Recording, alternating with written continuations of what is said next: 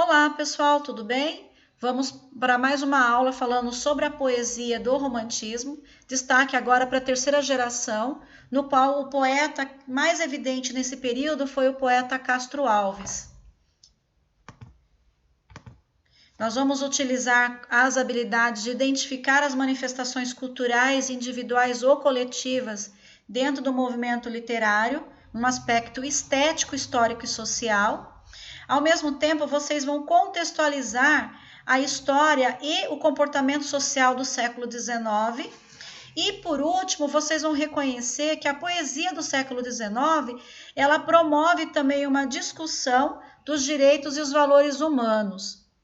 Sendo assim, pessoal, vamos relembrar que a terceira geração romântica, ela é marcada pelo poeta negreiro, o poeta Castro Alves, e ele traz para nós, dentro da sua literatura, a primeira marca desta geração através da obra O Navio Negreiro, que nós vamos estudar agora.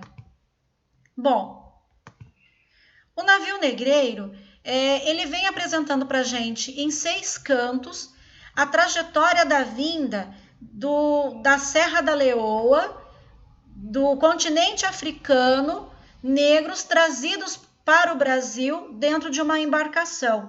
Então ele conta para a gente em forma de versos a narrativa histórica, ela serve para nós hoje como um elemento cultural histórico, a vinda desses negros para o Brasil, e ele relata como era a vivência deles dentro da embarcação. Então, tem como título O Navio Negreiro, por quê? Porque ele não conta, a ênfase dele não está no momento em que eles foram tirados da África e nem o momento em que eles viveram no Brasil, mas sim o momento da trajetória deles de lá para cá.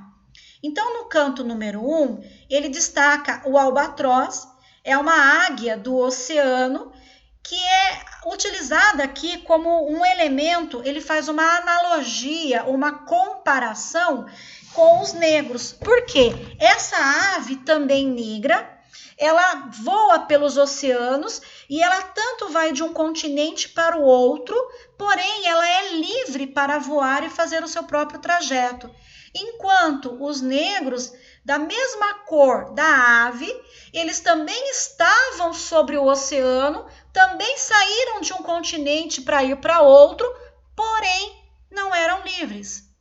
Já no canto número 4, observem que ele nos diz assim, olha, era um sonho dantesco, grande, e o tombadilho, que das 200 avermelha o brilho, em sangue a se banhar tinir de ferros, estala de açoite. Legiões de homens negros como a noite. Então ele vem trazendo para nós que ali no convés da embarcação parecia um delírio, era como se fosse uma cena imaginada, mas não, era algo real. Então vinham negros como a noite e eles estavam ali presos em ferros banhados de sangue, onde estalavam açoites em seus corpos. Então eles apanhavam tanto em plena travessia ao ponto de estarem amarrados, estarem presos em ferros, o sangue banhar estes ferros. Mas além deles, na próxima estrofe, ele nos traz também a figura feminina. Então vinham os homens que apanhavam, sim, mas vinham também negras mulheres, suspendendo às tetas magras crianças, cujas bocas pretas rega o sangue das mães. Então vinham as mães amamentando as suas crianças muito magras, porque a mãe mal tinha leite para alimentar essas crianças, porque a mãe também vinha numa condição subhumana dentro dessa embarcação, em que se misturava ali no mamar, no leite da criança, o sangue da mãe. Por quê? A mãe também, ela passava por esse momento de açoite, assim como os homens relatados na estrofe anterior.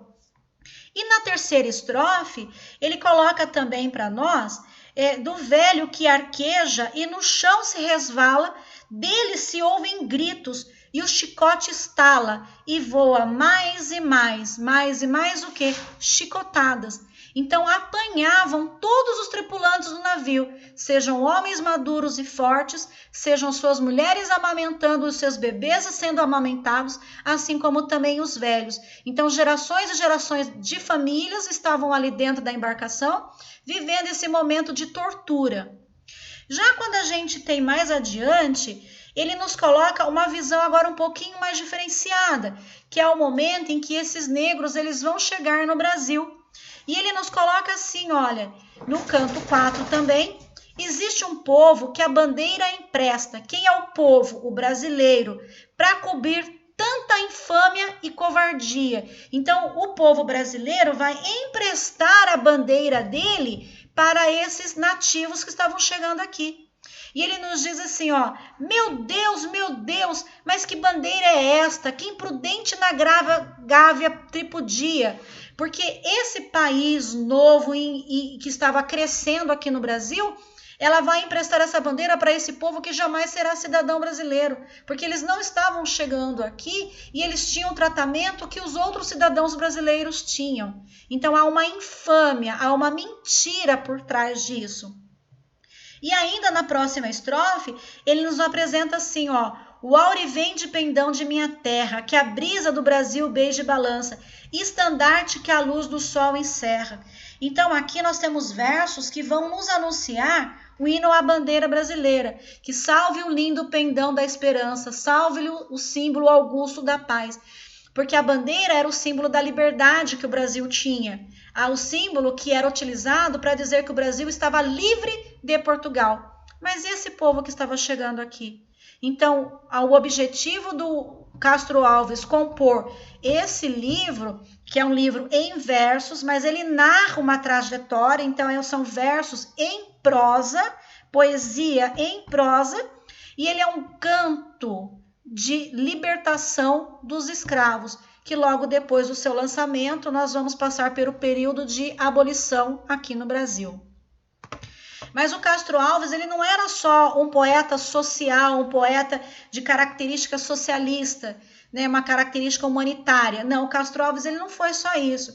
Ele também compôs poesias líricas, sentimentais, mas ele tinha um sentimento erótico. Então é o primeiro registro dentro do romantismo de poesia erótica caminhando aqui entre nós. E nele vocês observam o seguinte, quando nós falamos lá na poesia ultrarromântica, a mulher era aquela figura inalcançável, porque ela vai morrer, ela estava doente, ou o cara estava doente, ele vai morrer, então ela era uma figura inalcançável, ela era pura, pálida, sem pecados, e os anjinhos estavam sempre em torno dela. Então era uma figura angelical. Aqui não. Aqui na poesia do Castro Alves, a mulher ela já é pecadora, ela leva o homem a pecar e ela é também erótica. Então, ela leva o homem ao delírio e aos delírios que estão associados ao prazer carnal. Neste trecho de poema, nós temos aqui o adeus de Teresa, no qual o Castro Alves ele nos apresenta a Teresa. Ela era uma prostituta e ele ia todos os dias ao prostíbulo, ele encontrava, ficava com ela e na hora de ir embora ele dava adeus, já com saudade. No dia seguinte, ele voltava, ficava com ela, e na hora de ir embora, ele dava adeus. Ou seja, ele gostava dela. Mas ele não gostava dela ao ponto de levá-la para a vida dele, para ser a esposa dele. Porque ainda nós tínhamos uma sociedade marcada pelos seus valores culturais, e a Teresa, ela existia, ela era reconhecida, ela prestava serviços, mas não poderia ser a esposa dele por uma convenção social. Ok, pessoal? Agradeço pelo tempo de vocês. Vou colocar aqui ó, o link no YouTube, onde vocês poderão ouvir e acompanhar a narrativa inteira do navio negreiro, tá bom? Obrigada pelo tempo de vocês e até mais.